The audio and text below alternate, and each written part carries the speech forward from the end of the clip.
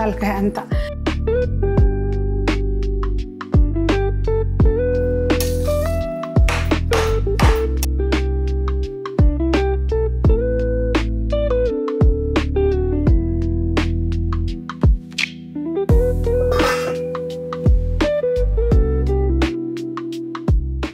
As usual perfect కుదిరిందండి.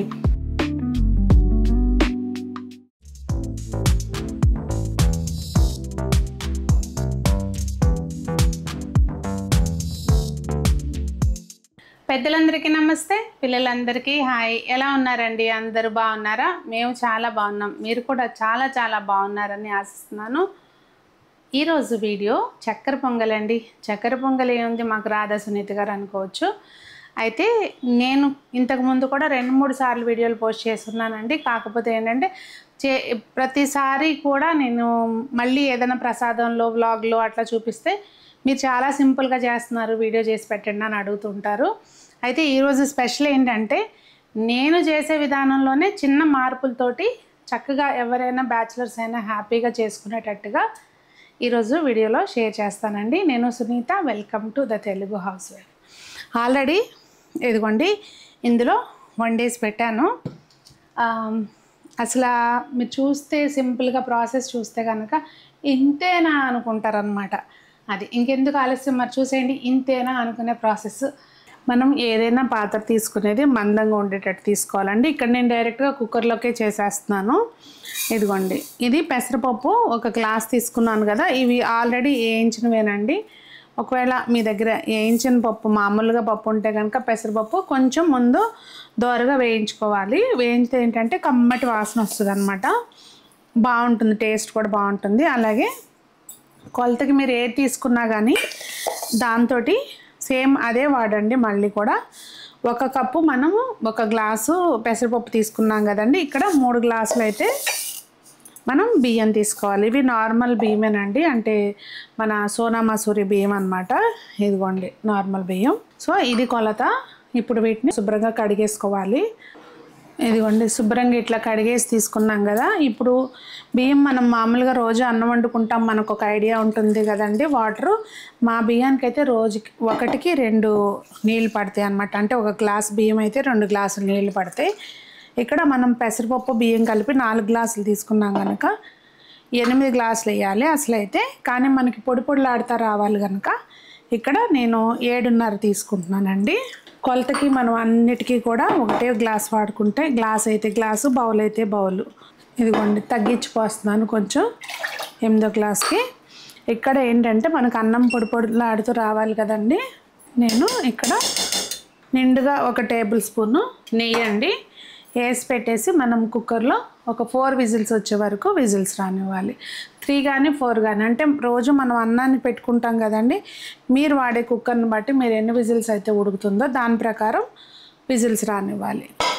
లేదు విడిగా వండుకునేటట్టయితే కనుక చక్కగా పలుకు లేకుండా వండుకోవాలి. మనకి కుక్కర్ విజిల్ వచ్చే లోపలండి ఇప్పుడు ఇందులో చక్కెర పొంగల్లోకి మనం కొబ్బరి వేసుకుంటాం కదా. ఎండు కొబ్బరి అయినా వేసుకోవచ్చు, లేదు అంటే పచ్చి కొబ్బరి అయినా వేసుకోవచ్చు అండి, మీ చాయిస్ అది. నేను యూజువల్గా పచ్చి కొబ్బరి వేస్తాను. ఇవాళ ఎండు కొబ్బరి కట్ చేస్తున్నాను. ఏది వేసుకున్నా బాగుంటుందండి, కాకపోతే ముక్కలు అనేవి సన్నగా కట్ చేసుకోవాలి. ఇక్కడ నేను అది మనకి అన్నం ఉడికే లోపల ఇవన్నీ చేసేసుకున్నాం అనుకోండి, అసలు ప్రసాదం చేసుకోవటం ఎంత సులభంగా అయిపోతుందో. అదే కనుక మనం ఏ పండగ కన్నా చేసుకోవాలి అంటే కనుక ముందు రోజే చక్కగా ఈ ముక్కలన్నీ కట్ చేసి పెట్టేసుకున్నాం అనుకోండి, శుభ్రంగా స్నానం చేసి కట్ చేసి పెట్టుకుంటే చక్కగా మనం మంచిగా చేసుకోవచ్చు అనమాట. ఫాస్ట్గా అయిపోతుంది వంట అనేది.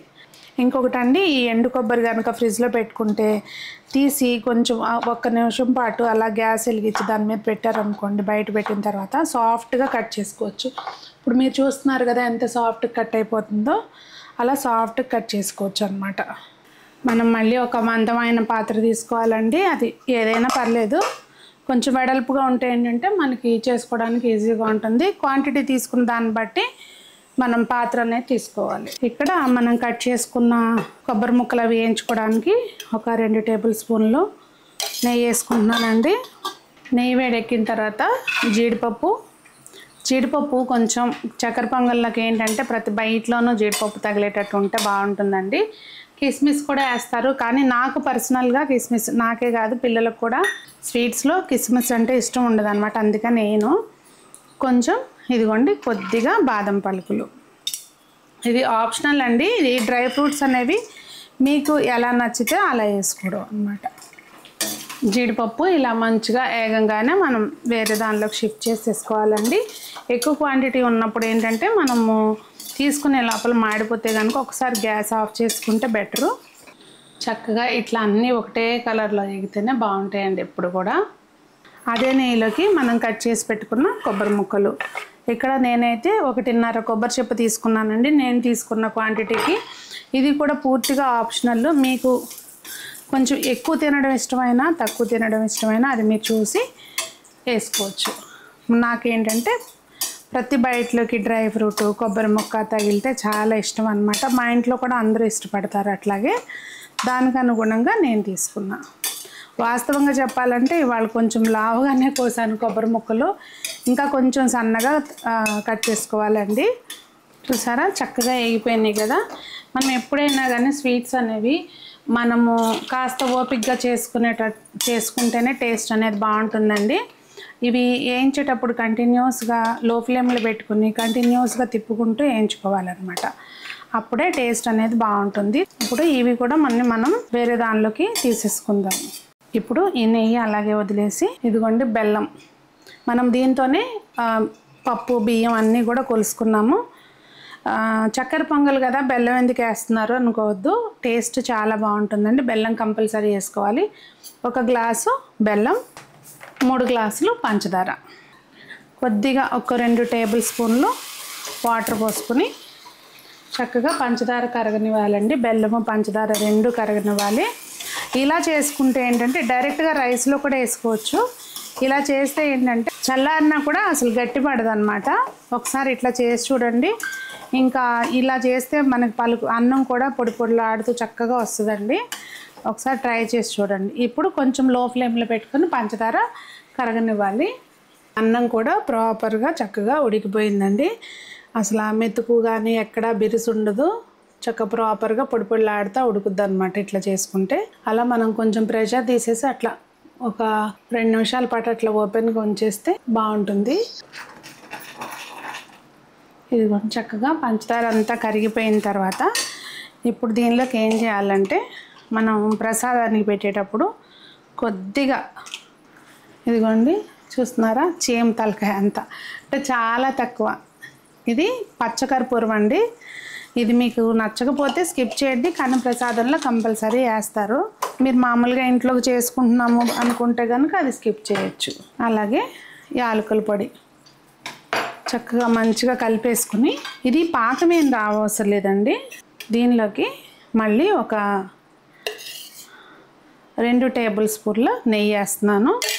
నెయ్యి మనం దాదాపుగా వంటలు చేసినప్పుడు అండి తీసుకున్న క్వాంటిటీకి సపోజ్ కేజీ బియ్యం తీసుకుంటే దాదాపుగా ఒక 300 గ్రాముల వరకు నెయ్యి వాడతారు, 300 ml వరకు. కాకపోతే మనం ఏంటంటే ఇప్పుడు 4 గ్లాసులు తీసుకున్నాం కదా, 1 గ్లాస్ అయితే కంపల్సరీ పడుతుందండి, పావు వంతు అయితే నెయ్యి, అప్పుడే టేస్ట్ అనేది బాగుంటుంది.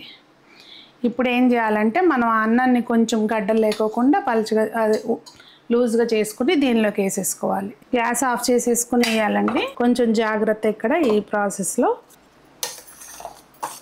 ఇంకా అంతేనండి. ఇది ఇలా కలిపేసుకుంటే ఏంటంటే మీకు ఆ పాకం ఎట్లా లూజ్గా ఉంది కదా అని ఏమి టెన్షన్ పడద్దు. కాసేపటికి మొత్తం అంతా కూడా చక్కగా పీల్ చేసుకుని సెట్ అయిపోతుందండి. ఇక ఇలా చేస్తే ఏంటంటే మనకు ఆరినాక కూడా చక్కగా పొడి పొడిలా ఆడుతూ బాగుంటుందన్నమాట.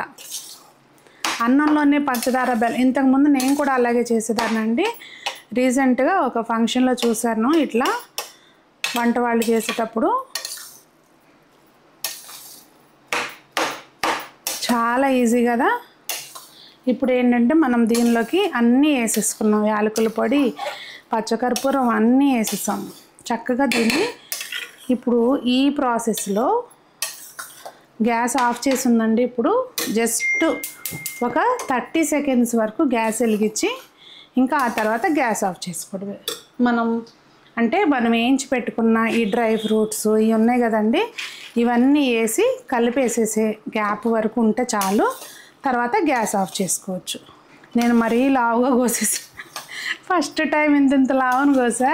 ఇంకా కాసేపటికి ఈ కొబ్బరి ముక్కలు చక్కగా పంచదార పీల్చుకుని భలే టేస్టీగా ఉంటాయండి. నెయ్యిలో వేయించాం కదా, పైనుంచి మళ్ళీ ఒక 2 టేబుల్ స్పూన్లు నెయ్యి. ఇలా చేసుకుంటే మనం నెయ్యి కూడా తక్కువ క్వాంటిటీతోటే పొడి పొడిలాడుతూ వస్తుందండి. అంటే నెయ్యి తక్కువ వేసినా కానీ చక్కగా పొడి పొడిలాడుతూ వస్తుంది. ఇంకా అంతే అండి, గ్యాస్ ఆఫ్ చేస్తాను. ఇది మీకు ఒక 10 నిమిషాలు ఆగిన తర్వాత చూపిస్తాను ఎట్లా ఉంటుంది అనేది.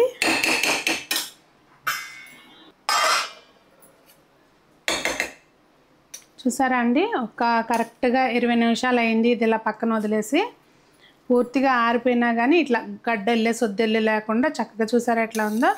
చాలా ఈజీ, సింపుల్గా బ్యాచిలర్స్ అయినా హ్యాపీగా చేసుకోవచ్చు.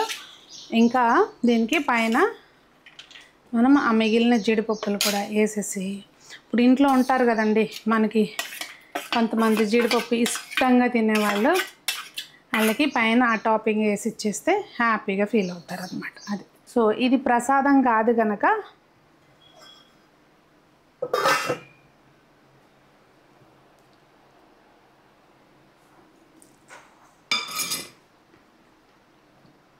As usual perfect కుదిరిందండి. కొంతమంది ఏంటంటే ఇది వండేటప్పుడు కొబ్బరి పాలు పోస్తారండి, అది టేస్ట్ సపరేట్గా ఉంటుంది. ఒకవేళ ఆ రెసిపీ కావాలంటే కనుక కామెంట్స్లో అడగండి.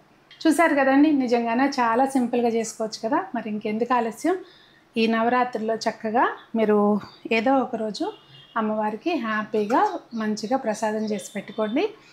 మరి అంతే కదండి, కొంచెం ఎక్కువ క్వాంటిటీలో చేయాలన్నా కూడా ఈ ప్రాసెస్ చాలా ఈజీగా చేసుకోవచ్చు కదా. మనకి ఇంట్లో ఎప్పుడైనా ఒక 20-25 మందికి లేదంటే ఒక 50 మందికి భోజనాలు పెట్టాలన్నా సింపుల్గా ఇదే కొలతలతోటి మీరు చేసేసుకోవచ్చు అన్నమాట. కొలతలు అనేవి పర్ఫెక్ట్గా చెప్పాను. అయితే ఇక్కడ ఏంటంటే అండి, ప్రతి ఇంట్లోనూ తినే విధానం అనేది డిఫరెంట్గా ఉంటుందన్నమాట. అంటే స్వీట్ అయినా కూడా కొంతమంది చాలా తక్కువ తీపి తింటారు. ఇది నేను మా ఇంట్లో తినే విధానంగా చేసుకున్నానండి. ఒకవేళ మీరు తక్కువ తీపి తింటే కనుక ఇందులో పంచదార ఇందులో పంచదార అనేది తగ్గించేసుకోండి. అది ఇంకా మిగిలిందంతా యాజ్ ఇట్ ఈస్గా వేసేయండి. మరి మీకు బాగా హెల్ప్ అయిందని అనుకుంటున్న వీడియో. మీరు కనుక ఇది ఈజీగా ఫీల్ అయితే తప్పకుండా మీ ఫ్రెండ్స్కి, ఫ్యామిలీ మెంబర్స్కి షేర్ చేయండి. మరి అందరూ బాగుండాలి, అందులో మనం ఉండాలి, అందరూ మొక్కలు పెంచాలి, ఆరోగ్యంగా ఉండాలి అని కోరుకుంటూ మీ సునీత.